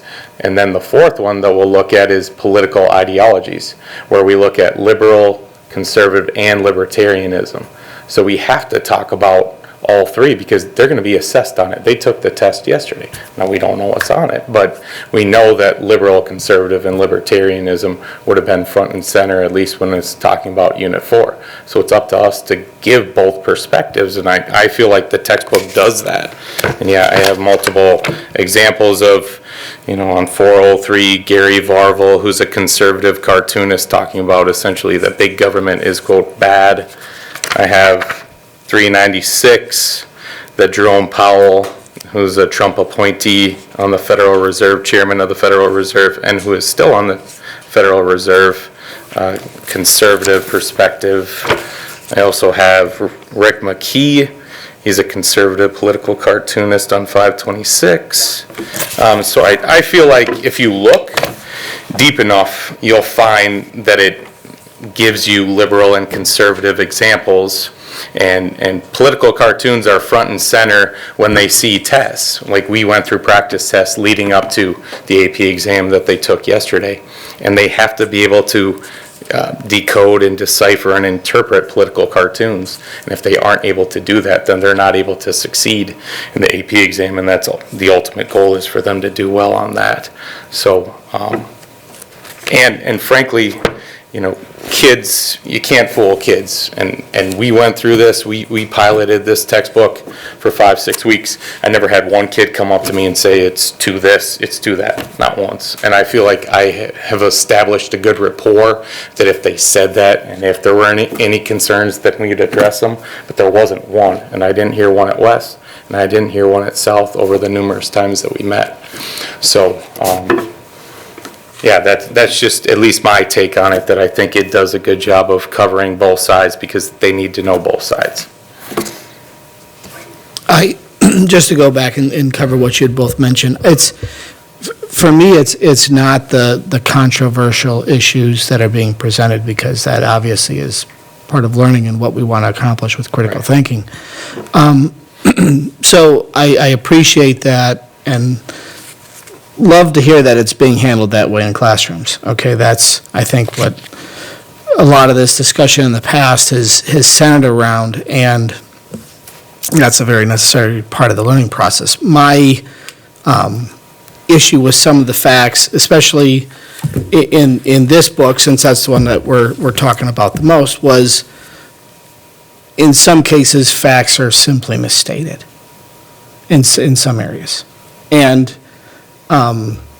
it's the bias is at a level of a narrative that is presented a certain way. Now, you can take that and present both sides of an issue, even when a fact is misstated, and learn from it, absolutely. My concern is, are those things being caught or even discussed in that context when you have a piece of material that does that? And so, and that's throughout a lot of the books. And I mean, there's all kinds of issues that are within all textbooks, but I found a few to be maybe something that would be missed or not overcome just in the reading of some of these things. So that's where I was coming from on this, and why. I mean, it's, having looked at 30 books, it's a lot of books to vet. But my concern is that the resource that we're purchasing could be better. That's my opinion, so. Yeah, and looking at the different textbooks that we've examined, this is the only one that was directly aligned with the course and exam description, the only one. I mean, through and through. Some examples would be, there are 4 new FRQs that were established with the AP Gov redesign in 2018. It's the concept application, it's the quantitative analysis, so they have a chart, they have a graph, they have to interpret it. SCOTUS, Supreme Court cases, and then the 4th one is argumentative. If you look in the other textbooks, they don't make any mention of those whatsoever. So for us, as AP government teachers and just educators and supporters of educators, I think this gives the kids the best opportunity to succeed, without a doubt, because it's aligned to the AP government curriculum that is tied to the exam. So that's really was the sticking point for us, us 3 AP government teachers across the board. It was a unanimous decision between us, and we all thought that this was the best textbook, and we got the best feedback from our kids using this textbook as opposed to institutions and policies in American Democracy Now!, which once again is not correctly aligned with the curriculum and the FRQs that we need to prepare our kids for to get ready. Well, in this case, it was yesterday, May 1st. I would also add, Mr. Zenobia, that I haven't heard from the teachers nor the rep at this point in time that there's inaccurate factual information. Of course, right, everybody might look at this and perceive different sections of this, right? Like bias, completely understand. But if there are sections or parts that you or any other board member perceives to be like factually incorrect, please bring those to my attention, because again, in working very closely with the rep around this book, that is something that we would want to know. And again, we were just in the pilot phase, but they have read the book, and that's not yet been something in terms of like factual, again, opinion, bias, but in terms of like a factual statement, I haven't had anybody bring that to my attention, and that's definitely something that our rep, I think, would most certainly want to know. So if you find that, please, again, bring those sections or those issues to my attention, and I can work with our rep on that. Just one final question then. So in the areas that you talk about that need to be covered for the AP course, the exam, is that primarily the focus that you would use in this book or any book, or is this a book that they're going to read cover to cover? Yeah, we cover the entirety of the curriculum. We have to, because it's our job as AP teachers, just like my colleague who covered AP World. If it's in this textbook, there's a possibility that it's going to be on the exam, and we would shortchange the kids if we didn't prepare them for it. So yeah, the expectation is you're going to read this. And I think we do it in manageable chunks. But yeah, we covered the entirety of the text and had a week and a half to review for the AP exam. So yeah, we covered everything through and through. Okay, thank you. Yep. I have some thoughts I'd like to share. As you know, I mean, I also have some Post-it notes. I have a lot. I did read this book cover to cover. I read most of the American Democracy Now! I think to some of the other points that were made, and I've brought this up before, so this isn't new stuff. I do sense that the course itself and the expected outcomes of this course align with what the text is trying to do. And there's an undertone of bias in all the books. I do appreciate highlighting what maybe you think we're looking for, which is some examples of conservative commentary in addition to the alternate opinion. That's not what I'm looking for. I'm looking for a balanced textbook. And what I think I'm going to start with the positives. The case law coverage in this book is excellent.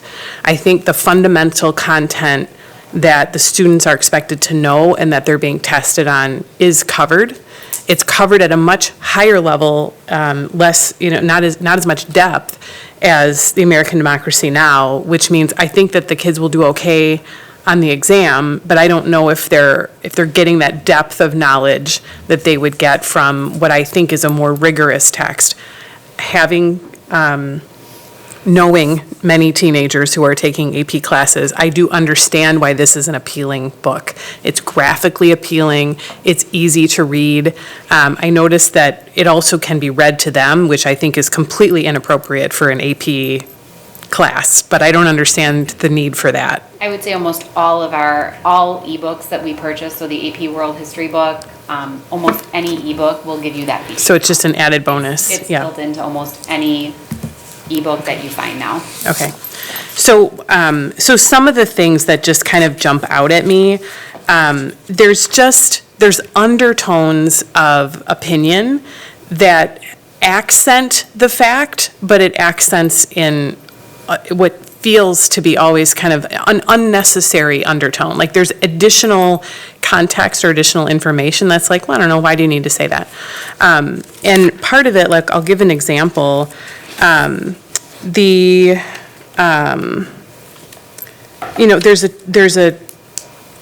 a two-page biography on the head of the NIAID. I don't understand why that belongs in here, where there's only 2 pages dedicated to how a bill becomes a law, to the legislative process. So I'm just struggling with, like, and I understand if I'm 17, 18 years old, there's current events, there's interesting content, there's discussion about political expression on behalf of NFL players. There's all of that's there, right? There's mention of tweets of political candidates, all of that, and I can understand why that's appealing to a 17 or 18-year-old. But I think to me that just it goes both ways. I'm trying to understand how. I would actually like to understand how other districts who have adopted this text have done on the AP exam. Because I'm maybe admitting and recognizing that there's an expectation that the things that are in this book are what the kids are going to be tested on, and maybe there's no point in fighting that. And I do think that our students are very capable of being immersed in controversial topics. I mean, this is government and basically politics. The whole thing, it kind of reminds me of the AP English comp, conversation we had, right? There's a lot of material in that book that we don't expect everybody to agree with, but it's part of learning to think critically and to respond to things that you don't agree with. And so I understand that. So when I look at all these different books, I see just a different level of depth. I think what's visually appealing, and this, the recommended book is a much easier read, but to me doesn't feel like it's a, senior level AP read. It feels more like maybe a 8th or 9th grade. But I can also understand how, I don't care how hard it is to read the book. If the student gets the concepts that they're being tested on, that's the most important thing. And the other thing that I think just was a learning process for me was understanding how much the political cartoon interpretation is part of the exam itself. There are a lot of examples in this book where there are far fewer examples in the other books. But some of them, like one of the examples is one of the cartoons was referencing to X-Lax. Does a 17 or 18-year-old know what that is? And is that part of the teaching? So, yeah, and I can speak to that because I know that when we were vetting the political cartoon piece, there were some books that had political cartoons that we flat out said, like, we cannot put this in front of kids. Like, regardless of, yes, they have to know how to interpret political cartoons, but this is adult content. And even though, again, it's an AP college course, and so from a political cartoon lens, and I don't know if you've been able to look at like every political cartoon in this book, every political cartoon in the other book, but this was the book that we felt presented the political cartoon, I would say, lens that best supported student success with that skill on the AP exam. Some of the other textbooks, we were like flabbergasted that like, wow, you might put that in front of kids. Because again, they were like right out of, wow, I'll just leave it at that. Yeah. With that, I did feel like the American Democracy Now! Actually went through the thought process of interpreting the cartoons and didn't just kind of drop them in for effect. So I would say that for me, this book, being a 49-year-old learner versus a 17-year-old learner, obviously my perspective on things is going to be a little bit different. But I did feel like, there were some of the political cartoons that were even in the sample tests in here that I'm like, I have no idea what that means. I can't understand where they're going with that. It just seemed offensive. And I understand that's the nature of political comics in general, is to, kind of put people off of their comfort zone, which is fine. I want our kids to learn how to think critically. But there was a lot in the book that for me would kind of be left to, I think our educators do a very good job of finding balance in the classroom. And if this is the resource that's going to be used, I think we're going to have to try extra hard to make sure that things are balanced in the classroom. I think we can do it, but I think the implementation of it is going to be really important, and making sure that students and parents understand what's being expected and what the outcome goals are for the course, and that we're not going to find a book that we're all going to agree on is balanced, because I don't think it exists. Absolutely, and I think, especially with some of our courses that, obviously a book on American government and politics, to your point, is going to probably have a lot more controversy, bias than an AP world history book.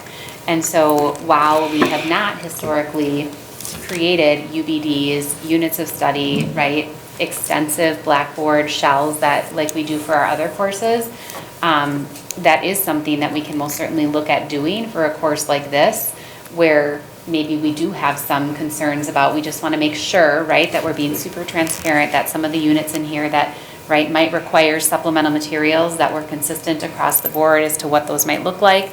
So it's not to say that just because we haven't created those things for AP courses that we couldn't for a course like this, where again, by nature of the course, it might cause some attention of, I really want to know how those things, right, look when they're being implemented and taught in the classroom. And our teachers, again, they're experts and professionals in their craft. That's something that we could accomplish. Mr. Browski.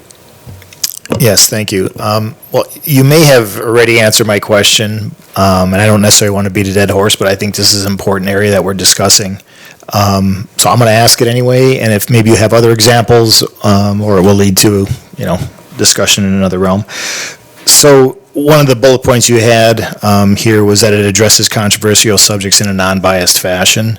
I would like examples of that, in your opinion, of how the text did that or the book did that. I know teachers can do that, but if we're assessing the text and we're saying the text does that, the textbook, I should say, how does it do that? And I know, Mr. Gavlinger, you would mention a few pages, but other than what we've already discussed, if there's other examples of how the textbook does that, I'd appreciate hearing that. Well, yeah, I mean, just looking right here on 390 deals with Unit 4 and political ideologies, or at least 390 in the teacher's edition, looking at liberal versus conservative views on economy, which I think could be a controversial topic, and it covers both. It covers the Keynesian model and then the supply side, or trickle down, or Reaganomics, whatever you want to call it. So I think it does a good job of a kind of a point counterpoint, at least off the top of my head. I know that's one example. Once again, looking at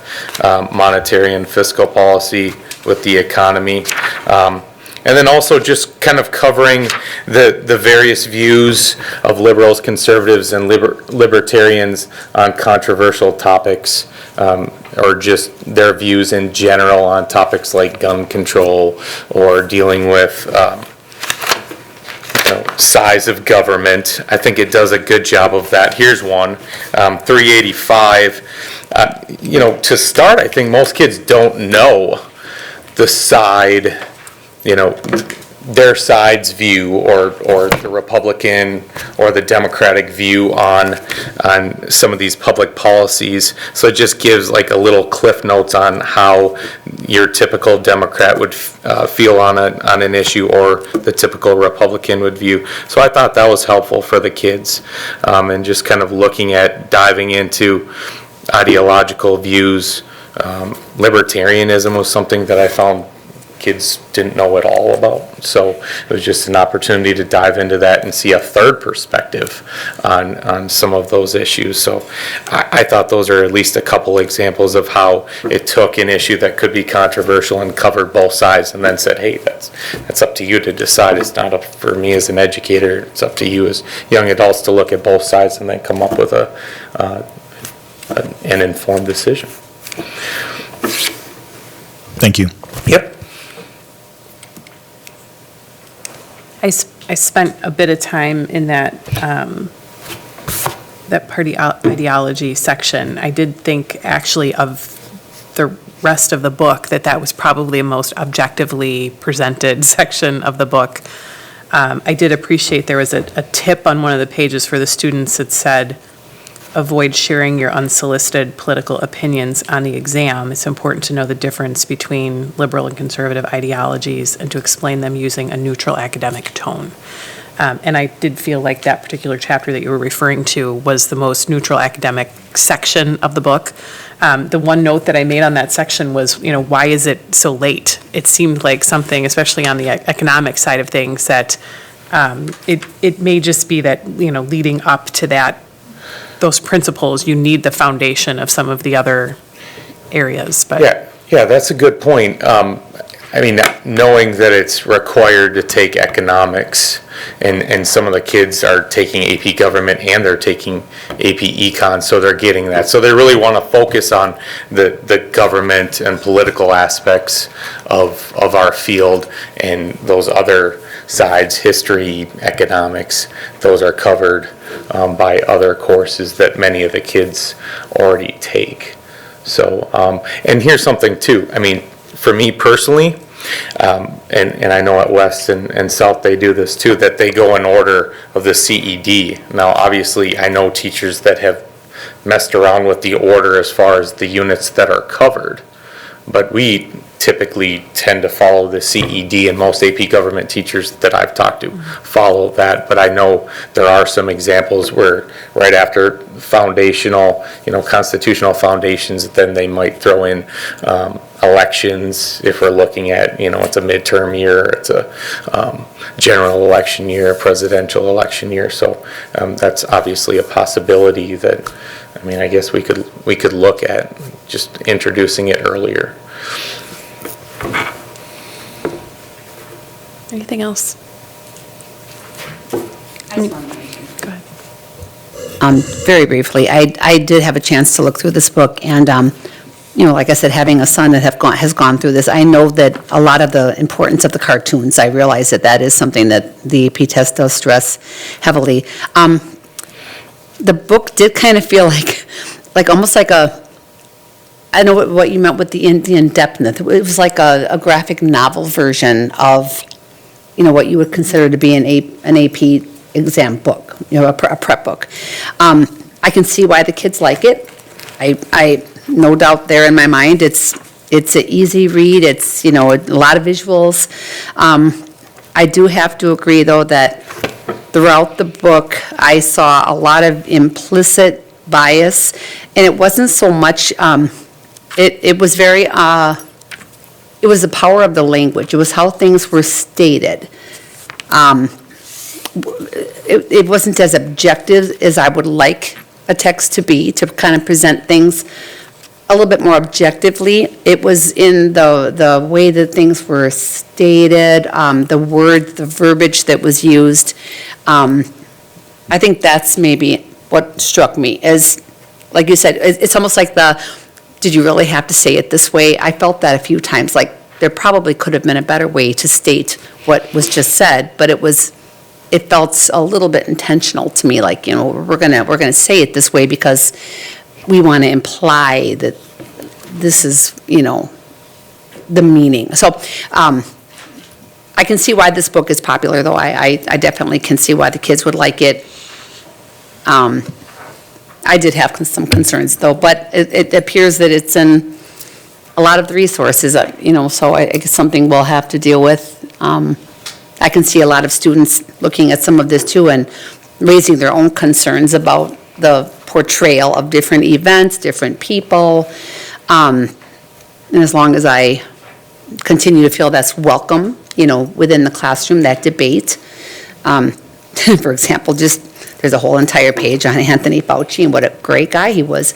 There is a lot of evidence that is counter to that and is factual. So if a student were to want to raise that and have some conversation, I would like that to be welcomed because, again, it's implied that this is the way things are, but it's a narrative, I think, in some cases, that some students may challenge. So, great conversations. I like that. And I guess kind of another thing just to kind of mention about this textbook where I feel like the other two fall short is that the institution's textbook, the Wilson textbook, the blue one, there's a required court case that isn't even covered in there. So that's just kind of one of those hurdles. I mean, okay, so looking at the structure of the AP Government and Politics exam, they have 9 foundational documents that they have to cover that are front and center. And then there's, this year, there's 14 Supreme Court cases. And if textbooks don't cover them, then I feel like we're shortchanging the kids. And this textbook covers all the foundational documents in a comprehensive fashion, and then also covers all 14 Supreme Court cases. And there's a companion book that I believe Rachel mentioned that we love, the kids love. Here's the difficult thing. So the third FRQ is SCOTUS. It's a Supreme Court case from one of the 14 required, and then it pairs it with a case that no one's ever heard of, okay, or very few people have. And some of the resources don't have those companion cases for some of the Supreme Court cases. Like, I couldn't find them, but that textbook, that companion book has all 14. So we don't know what Supreme Court case is going to be front and center on the AP Government exam, so we have to cover all 14 pretty comprehensively, and that companion book does it, and I haven't seen anything like that before, not to mention the online resources for this textbook that's superior to the other ones. So, And I guess I would just add that if you haven't seen that, or if you want a copy, if you can't access it online, there is nothing Cliff Notes about the reading in that supplemental text. Those are primary source documents that are complex reading. And so, and to Nathan's point, they are reading all of it. And so I think that that's also an important piece. I'm glad you mentioned that.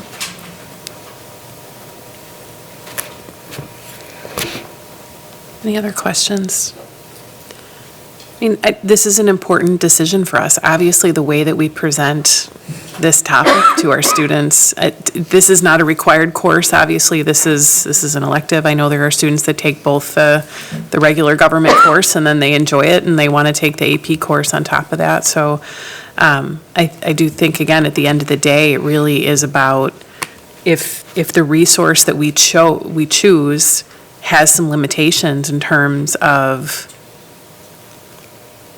the impressions that the reader may get from the text, how do we balance that out in the classroom? And I think that's really important because there's a lot of positives about this that I could articulate. We tend to focus on the things that bother us, but there's things that bother me about the book we just approved for world history, and I think that's why it takes 5 to 9 of us and all of you, right? So it's just about making it work. All right, so what is the timeline on this one? Also next month? Same thing, next Okay. month, we'll be back. And so I think based on your feedback around the American Democracy Now!, I will most likely reconvene our AP government team to just make sure that we're taking a closer look at that textbook and really doing that thorough comparison once again, based on your feedback, and then come to you with again, our final recommendation. I will say that the Wilson book is not something that we are considering. So that one is most likely, it is off the table. But the American Democracy Now, I think coming back to just make one final go through of that is worthwhile. I think the other thing that we talked about was maybe helping us out with outcomes for the districts that have adopted this yep, book. I did write that down. That would be valuable, or any other feedback on that. Yeah, and those, so AP scores are not public for other districts, so that is something that I most certainly will seek out from other directors if they're willing to share, but that isn't a public source of data, so just to be fair, I'll see what I can get, but they are not obligated to like share those scores with anybody. That's okay. I mean, if they're willing to give some feedback on how the students are doing. This was another example where, and thank you again to Mrs. Herman and Mrs. Landish for sharing with me some of the outcomes. I guess we've just been kind of flat in terms of our outcomes, largely because we haven't updated our resources to align. And like a lot of the other AP courses, right, that the intent of taking the exam and getting the credit is to show that you understand those standards that they're testing to. So that's really what we want to accomplish. So it looks like we probably have, well, I mean, actually on the AP government side, I don't know how much room for improvement there is. Our students are actually doing quite well, probably thanks to the hard work of our teachers, but it looks like there's a little bit of room for improvement. Yeah, there's always room for growth. Always. Oh, and just to comment about trying to get other district scores and whatnot, maybe they can share some aspect of them, of improvement or the delta or Yeah. whatever, if you can push Yeah, them on that a little bit. We have a very collaborative group of T&L directors across Waukesha County, Yeah. so I'm not too worried about it. Yeah, we'll get it for you. All right, well, thank you. Oh, do you have anything else? Sorry, before I did just have one more clarifying Sorry. question. Yes. I was just looking at the 6 years. So it was six years worth of licenses once this is adopted, Correct. and plus the full assessment suite, which is important. Okay, thank you. Thank you both. Yeah. Thank you. Thank you. Thank you. For guys. taking the time to Oh, be here thanks. tonight. All right. Appreciate it. Yeah, thank you, guys. All right.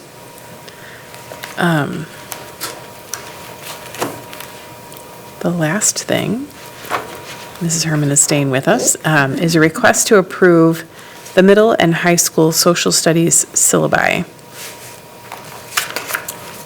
Yes, so I don't have a presentation for you, but you have had a chance to look at our course syllabi for 6th grade, 7th grade, 8th grade, and then 9th, 10th, 11th, as well as our criminal justice, UBD, or course syllabi. And so we are seeking approval of these course syllabi. We've spent a year drafting, revising, and really excited to put these in front of you and then get these posted on our website. And these are also questions? linked on the secondary matrix. Go ahead, Ms. Kozlowski. Thank you. I love these. Good. I'm glad. I did have one question. I'm trying to pull up the one that I had saved, and then I think I closed it out. But when we talk about the two different sections of the enduring understanding versus the essential question, some of them were the same. Like the question lined up to the So answer? enduring understanding, bullet point 1 was the same as bullet point 1 in essential question. Like they were worded exactly the same? Yes. You don't have which one? Yeah, I'll find it. Hold on. Okay. So typically, our essential question is the overarching unit question that, again, our summative then in the unit, our unit summative is looking to assess. The enduring understanding is the answer, like the driving kind of answer to that question.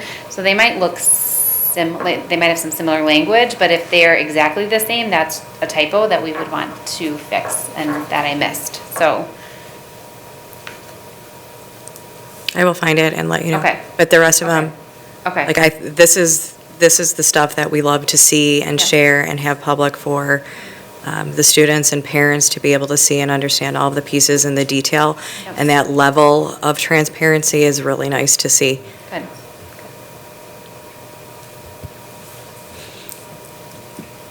I would agree. I think the UBDs are very helpful. They help us understand what the standards are and what the resources are that we need to fulfill those. Obviously, that paired with the curriculum and the delivery of the curriculum is the full package. But I think in terms of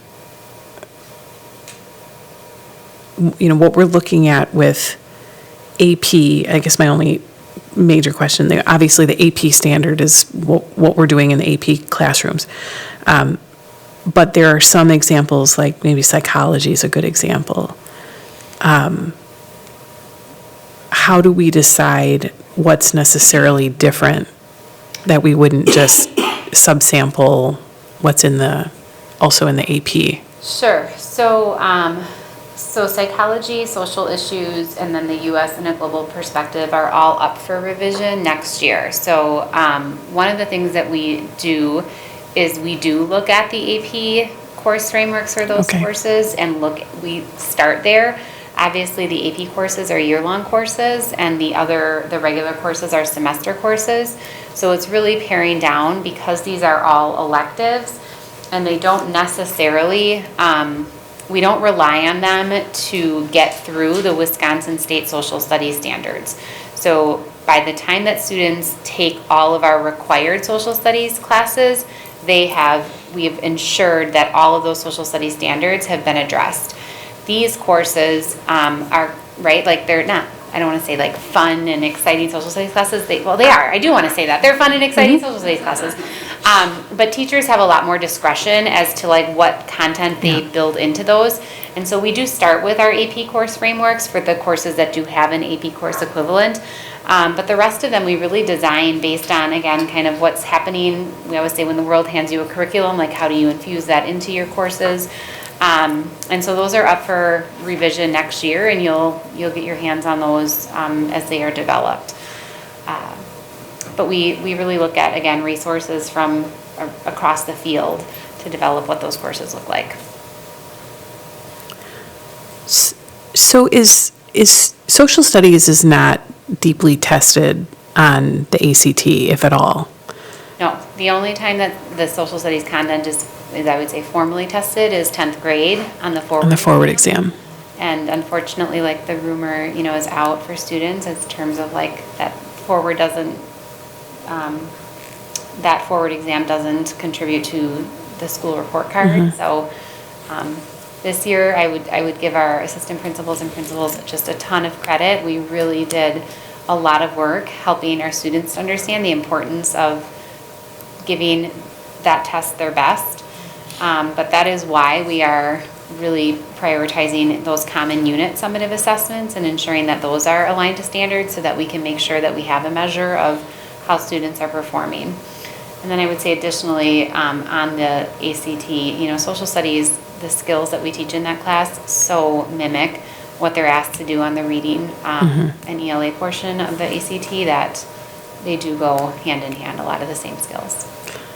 Well, and it does see, and I know we talked about this when we looked at the elementary social studies, the impact social studies, that kind of the literacy component progresses with grade level, which seems to me like that's been somewhat embedded into some of these standards, is that as the literacy piece gets more complex as we come up in grade level, which would inevitably, I think, assist our students at the ACT level. But I think that, with the forward exam kind of tapping out at 10th grade, it's just a question of, I know there are specific DPI standards in social studies, like economics and psychology and all those things. But the way that our course is kind of structured to that, there's either a course for that or not. So it has to be something that's really taken as an elective or that's part of the required or Correct. graduation requirements, or it kind of doesn't get embedded in there. Correct. And I did forget about all students take the civics exam as well, that assessment. But again, most of our students perform very well on that. So, And I have heard just anecdotally that our civics exam is a legit civics exam, and there are some that are a little bit, legit civics little exam. bit easier than others, but we use the one that comes directly out of DPI. it's good. There's no what color is the sky or anything like that. Yes, what are the colors in the flag? Yeah. Yeah. All right. Any questions about this? Any more questions? It's a lot of work, so I appreciate all the, Fantastic team of teachers that has helped to build these, so. sounds like a lot of people contributed to this, so that's great. Every one of these was created by a team of teachers that had representation from each building. You referenced teacher appreciation, and much appreciation to the teachers Yep. that contributed to the development of these. So this is an action item, so we'll be looking for an approval of all of the course syllabi that are attached here. I motion to approve the course syllabi for middle school social studies as well as human geography, world history, U.S. history, and criminal justice. I'll second it. Any other discussion? All in favor, say aye. Aye. Any opposed? Passes 5-0. Thank you. Thank you. All right. That, we don't have any KPIs tonight, not to put Ms. Landish or Ms. Genderman on the spot, but we have one coming up, right, for, will we do ACT in So June? we actually don't have anything for teaching and learning now until the end of the summer, probably early fall. We actually talked as a cabinet today about how we can sort of come at the August board meeting, maybe full board or subcommittees, and just do again a general overview of what our baseline data points are in all of our different areas. We also have talked about a timeline to make sure that the dashboards on the website are operational for all of those areas as well in August, so that we kind of kick off the year. As you know, when our data comes in for those teaching and learning KPIs, those hit us hard late summer, so we usually start the year September, October, November, giving you some pretty in-depth data pictures at the start of next school year. I don't know if you want to add anything regarding just overall the KPIs? I think that was a good summary. We had a really good discussion today. We're hopefully to get the dashboards updated previous to August, but we think August will be the big month for reporting. Okay. Great. Thank you. Are there any recommendations for future meetings? I've been staying busy. We got a lot done today. This was kind of a milestone meeting. I just appreciate the board's due diligence. You all have worked very hard throughout this process, especially Mark and Betty coming in, just hitting the ground running. So I appreciate your communication and collaboration in this process, so all of you. And I do just have a little public service announcement, because I want to make sure everybody knows where to find us next time, where and when. So our next meeting is June 6th, and it will be at the Blair Administration Building. Yes. Just as a reminder or as new information for everyone, we are experimenting with a new schedule for committees. So June 6th, the Student Services meeting will be at 6 PM in the new Blair Administration Building. And the T&L meeting, Teaching and Learning Committee meeting, will be at 7 PM following the Student Services Committee meeting. So we will see how that goes, but hopefully that gives us more opportunity to kind of concentrate some of our meetings and create some flexibility in our schedules later in the month. So thank you to everybody for that. But Teaching and Learning will be 7 PM on June 6th at Blair. And with that, we are adjourned. Thank you.